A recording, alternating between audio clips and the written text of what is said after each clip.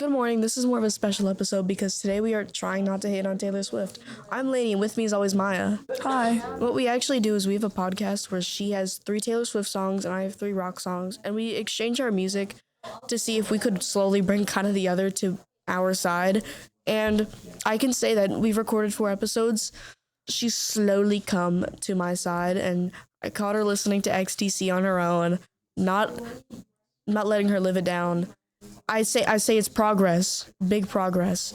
But what we're trying to do with this episode is to kind of log back and see what we've done and see if how perspectives on these music genres have just changed over time and how our perspectives have changed by listening more of an artist to kind of appreciate it rather than saying, oh, I listened to a couple songs, it's not my thing. So, Maya, what did you first think of rock music as a genre before starting to listen? I always thought that it was guys in long beards, tattoos, like arms, like decked out, with like pierced ears and like smashing guitars on stage, and like long hair and like it's like waving their head all around. But now it's a lot different.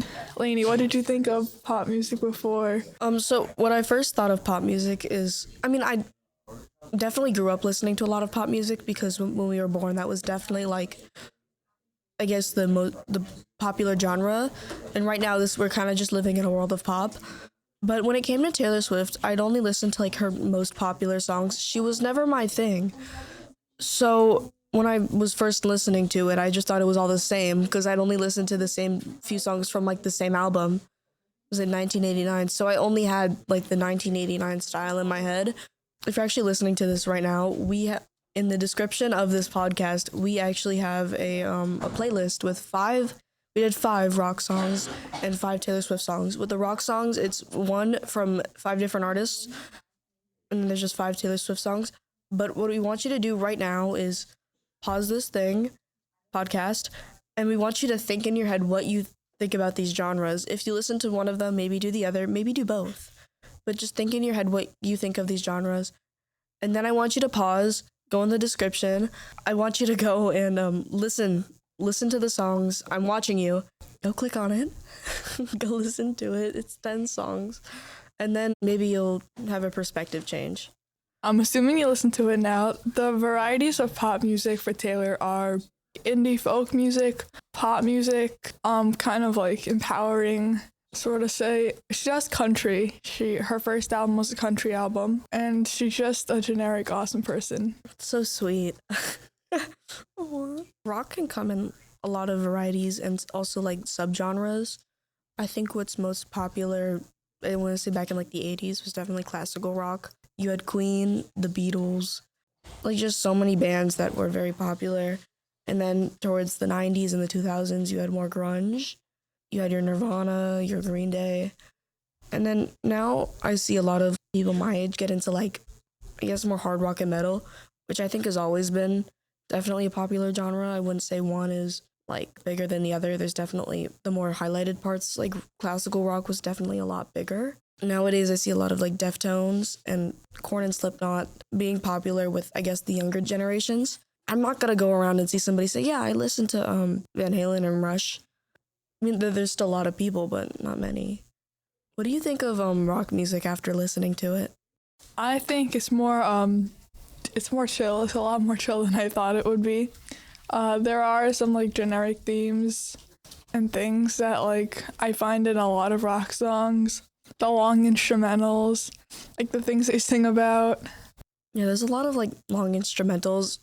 I think that's just one of the highlights, or just like long music breaks. It's a staple. Like the long beginnings. It's also somewhat kind of repetitive. Okay, buddy, I'm gonna need you to stop right there. All music can be repetitive. That song you showed me in episode 3, it's wild.